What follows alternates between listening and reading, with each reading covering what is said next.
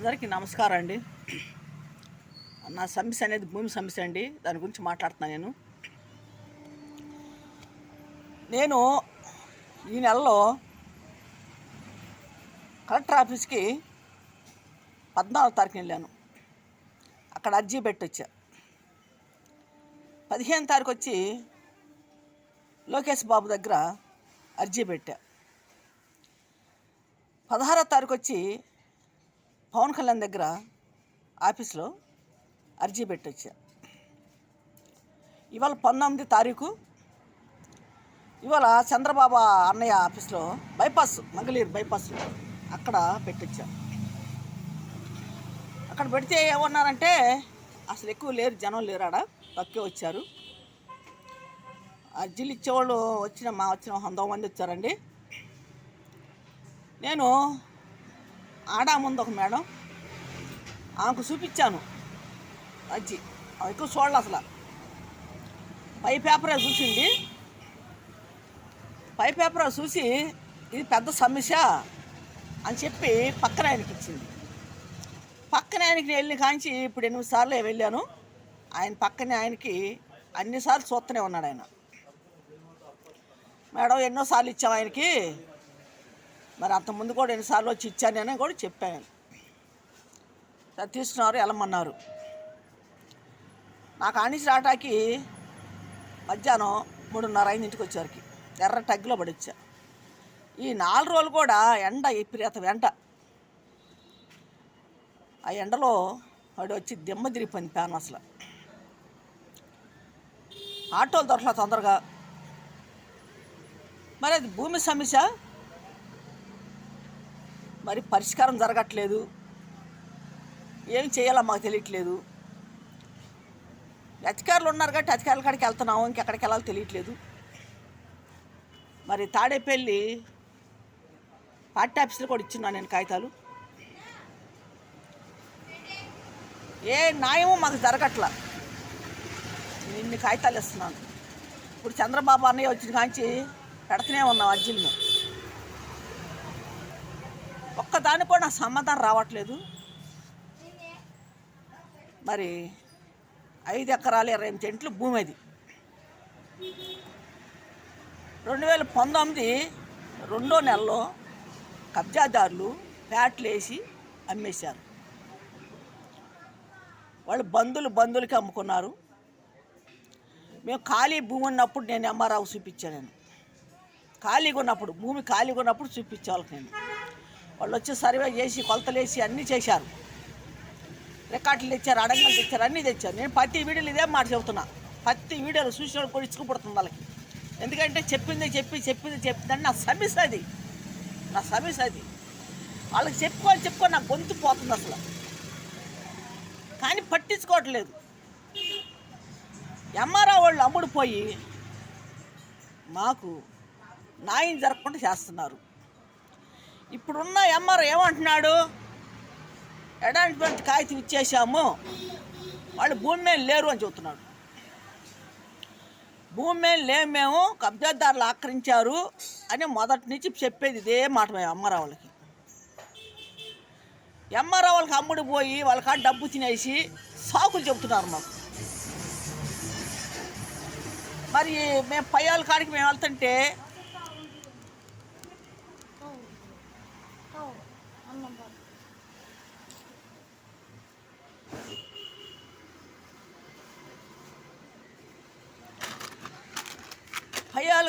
వెళ్తుంటే ఈ కిందోళ్ళు పై వాళ్ళకి సాకులు చెబుతున్నారు.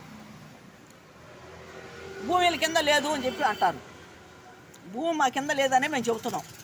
వాళ్ళు కబ్జా చేశారు, మా దగ్గర ఉన్నాయన్నీ వాళ్ళు నూకేశారు.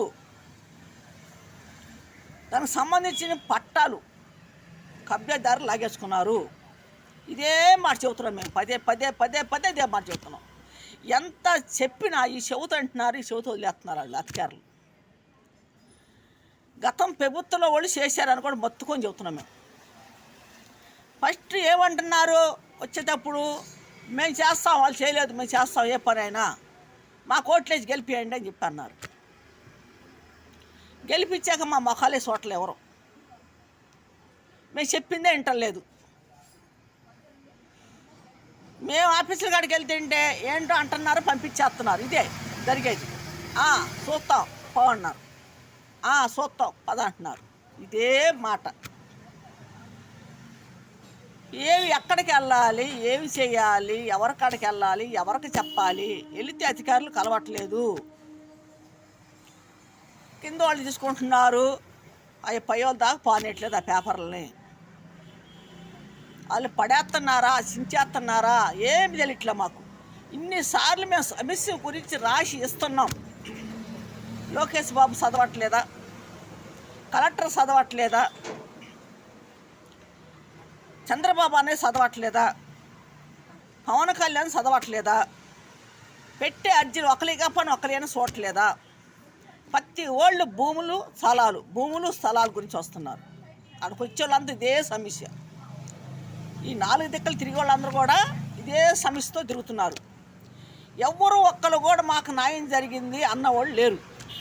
కలెక్టర్ ఆఫీసులో కానీ, లోకేష్ బాబు దగ్గర కానీ, చంద్రబాబు అన్న దగ్గర కానీ, పవన్ కళ్యాణ్ దగ్గర కానీ అసలు ఒక్కరు నోట్లో కూడా ఇంటల్లా మాకు జరిగింది న్యాయం, మాకు సెటిల్మెంట్ అయినాయి, భూములు మాకు వచ్చినాయి, స్థలాలు మాకు వచ్చినాయి అన్నవాళ్ళు లేరు.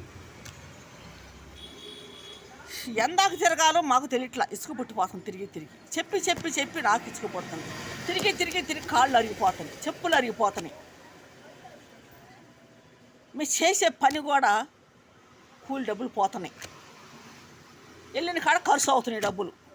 మాకు యానిస్ వస్తాయి, ఎవరిస్తారు? ఇప్పుడు వెళ్ళాలి, గుంటూరు వెళ్ళాలి, ఒక 400 కావాలి, ఒక 300 కావాలి. అవి ఎవరిస్తారు?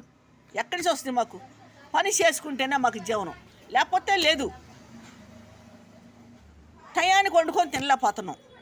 పొద్దున పోయి ఆఫీసుల చుట్టూ మేము తిరుగుకుంటా మధ్యాహ్నం 4ంటికి 3ంటికి ఇంటికి చేరుతున్నాం. ఎండకు పడి తిరుగుతుంటే కళ్ళు దిమ్మి తిరిగిపోతున్నాయి. ఎండకి నీరసం వచ్చేస్తుంది. వెళ్ళిన కాడ సరిగా మంచిలు దొరకట్లా. అసలు ఏం చేయాలి మాకు అర్థం కావట్లా. అక్కడ న్యాయం జరిగేది, ఇక్కడ న్యాయం జరిగేది అని పరుగులు తీస్తున్నాం మేము. ఎక్కడ కూడా న్యాయం జరగట్లేదు. మేము పక్కా తెలుగుదేశం పార్టీ వాళ్ళమే. మేము పార్టీలో ఉన్నా అన్నా కూడా మాకు న్యాయం జరగకపోతుంటే ఇంకా ఒట్టోళ్ళకి ఏం న్యాయం జరిగింది?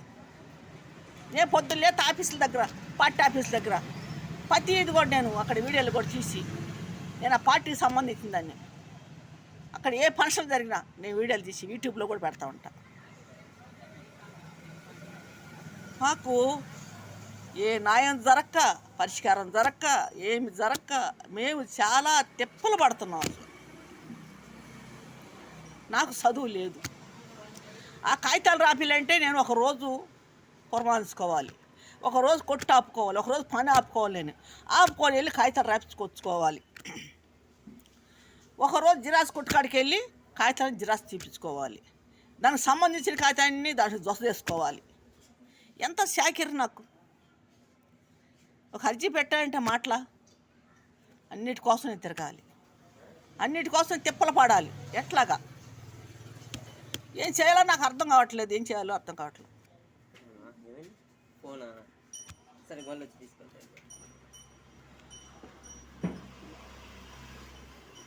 ఆఫీసుల కాడికి తిరిగి నా కాళ్ళు అరిగిపోతున్నాయి, చెప్పులు అరిగిపోతున్నాయి. టయానికి తినలేకపోతున్నాను, టయానికి నిద్రపోలేకపోతున్నాను. ఎక్కడికి వెళ్ళి నాకు న్యాయం జరగట్లేదని ఆలోచన అయిపోతుంది. చంద్రబాబు అని వస్తే మాకు పనులు అవుతాయి, న్యాయం జరిగిద్ది, నాకే కాదు అందరికి జరిగిద్ది అని ఆలోచనతో ఉంటుంది. ఎంతమంది కలెక్టర్ ఆఫీస్ కాడ కుప్పలు జనం, లోకేష్ బాబు దగ్గర కుప్పలు జనం, చంద్రబాబు అన్నయ్య ఆఫీసులో కుప్పలు జనం, పవన్ కళ్యాణ్ ఆఫీసులో కుప్పలు జనం. ఎవరికి పరిష్కారం కాపట్ల, ఎవరికి న్యాయం జరగట్లా. ఏం చేయాలో మాకు అర్థం కావట్లా. ఎక్కడికి పోవాలో తెలియట్లా. 5 ఎకరాలు 20 సెంట్లు భూమిని ఎవరు వదులుకుంటారు? ఒక్క సెంటు ఇవ్వమని ఎవరిని ఎత్తారం దానం ధర్మంగా? అంత భూమిని మేము ఎట్టా వదులుకోవాలి? మేము అమ్మలేదే, మేము దాంట్లో ₹1 తినలేదే. మా తల్లిదండ్రులు అమ్మల, మేము అమ్మల, మా బిడ్డలు అమ్మల, మా బిడ్డల అమ్మల. 4 తరాల నుంచి మేము తెలుగుదేశం పార్టీ వాళ్ళం. ఆ పార్టీ తరఫున మేము తిరుగుతున్నాం. మాకేం న్యాయం జరగట్లేదు. ఏం చేయాలో మేము అర్థం కావట్లేదు. ఎక్కడికి వెళ్ళాలో తెలియట్లేదు. మరి దానికి సంబంధించిన కాగితాలు ఇస్తారని మేము ఎంత ఆశతో తిరుగుతున్నాం. మరి ఎంఆర్ఆవు పట్టించుకోవట్లేదు, విఆర్ఆవు ఆర్ఏ పట్టించుకోవట్లే. మమ్మల్ని బెదిరిస్తున్నారు వాళ్ళు. ఎంఆర్ఆవు, విఆర్ఆవు, ఆర్ఐ మమ్మల్ని బెదిరించి మమ్మల్ని పిలిచి మా ఫోటోలు తీసుకోవటం, మా వీడియోలు తీసుకోవటం, మా పేర్లన్నీ రాసుకోవటం, తర్వాత చేతులు ఎత్తేస్తున్నారు. మేమేం చేయలేము. దాంట్లో ఇల్లు కట్టేశారు, ఇల్లు పీకలేము. మరి హైదరాబాద్లో పనిచేస్తున్నారు. హైదరాబాద్లో పెద్ద పెద్ద బిల్డింగ్లు కూల్చేశారు. అక్రమం కట్టి అని చెప్పి కూల్చేశారు కదా. ఇక్కడ ఎందుకు కూల్చలేరు? ఎవరు భూముల్ని ఎవరు ఆక్రమించుకుంటే ఎవరు ఊరుకుంటారు? కబ్జాదారులకి మీరు ఎవరు ఏమీ చేయలేకపోతున్నారు. ఎందుకని రెచ్చిపోతున్నారు కబ్జాదారులు. మరి అధికారంలో ఉన్నప్పుడు కబ్జాదారులు ఎందుకు అరికట్టలేకపోతున్నారు? వాళ్ళు మేము ఎందుకు చర్య తీసుకోలేకపోతున్నారు? పేదవాళ్ళు ఏడిపిస్తున్నారే. ఒక రౌడీజంగా, ఒక గోండేజంగా గతం ప్రభుత్వంలో ఉన్నవాళ్ళు ఈ పనులు చేస్తుంటే ఇప్పుడున్న ప్రభుత్వం ఏం చేస్తుంది?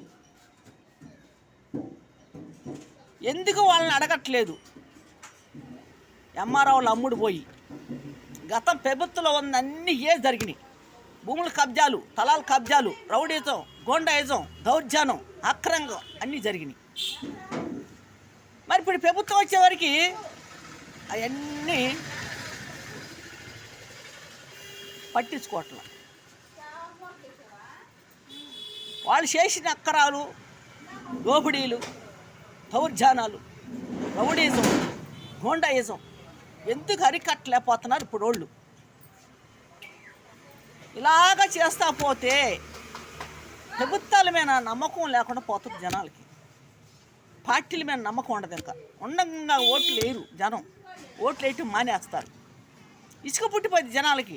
ఆ పార్టీని చూసి ఈ పార్టీని చూసి ఇసుక పుట్టిపోయింది. ఏ ప్రభుత్వం వచ్చినా ఏ పనులు పట్టించుకోవట్లేదని జనాలకు కూడా ఇసుక పుట్టిపోయింది. చిన్న పని, చితక పని అని చేయాలి.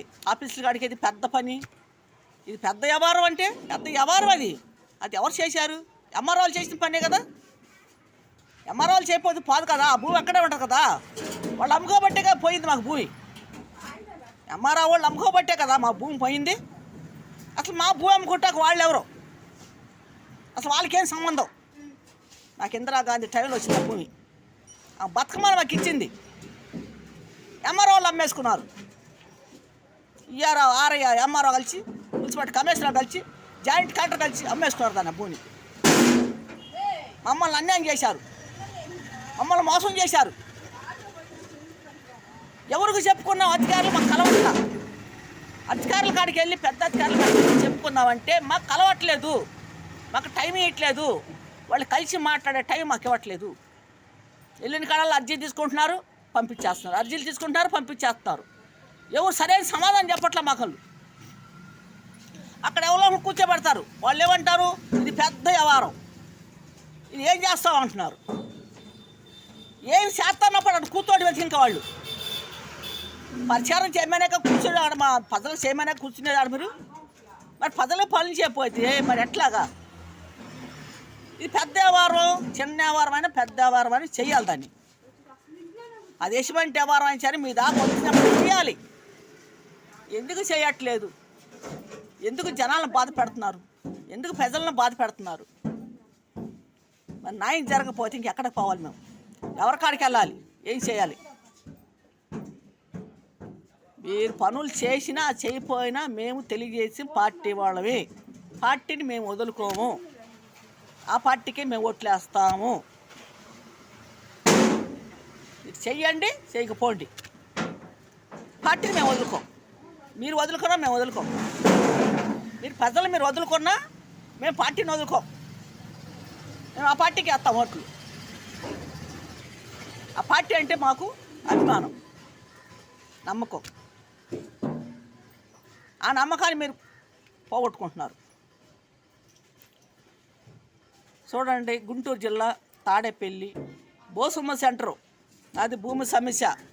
5 ఎకరాల 28 సెంట్లు భూమి. ఒక్క చెంటు కూడా మా కింద లేకుండా చేశారు అధికారులు, కబ్జాదారులు. వాళ్ళు కబ్జాలు చేసి ప్యాట్లు వేసుకొని అమ్ముకొని దొంగ లిస్టులు చేసుకొని దొంగ సంతకాలు చేయించుకొని దొంగ సాక్ష్యాలను పెట్టుకొని చేశారు. ఇలా దోపిడీలు చేస్తుంటే ఏమి చేస్తున్నారో అర్థం కావట్లేదు. ఎప్పుడు న్యాయం జరిగింది, ఎప్పుడు మాకు నమ్మకం కుదిరిద్ది? అధికారులు